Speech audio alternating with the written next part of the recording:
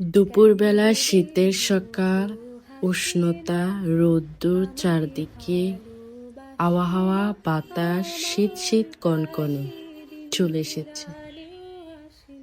অনেক সুন্দর লাগে। তখন আমি দুপুরবেলা একটু ছাদে গিয়েছি আর ছোট ছোট কবুতর পাখি এগুলো দেখতে পেয়েছি। তারপর বাসায় এসে আমি একটু রান্নাঘরে গিয়েছি। এখন আমি রান্নাঘরে চলে এসেছি, কিছু রান্না দেখাবো আপনাদেরকে।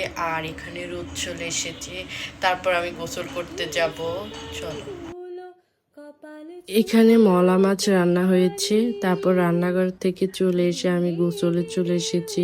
শীতের সকাল, সকাল তো মনে হয় না, কারণ দুপুর তো মনে হয় না, সরি, কিন্তু সকাল সকাল একটা বাইট, কারণ শীতকালে আমার দিনগুলো এলোমেলো হয়, তার জন্য আমি এলোমেলো ওই ভিডিওগুলো দেখাচ্ছি। তারপর গোসল করে তারপর একটু নামাজ পড়ে আজকে ব্লগটি পর্যন্ত। তাহলে আজ আসি, চলো, টাটা।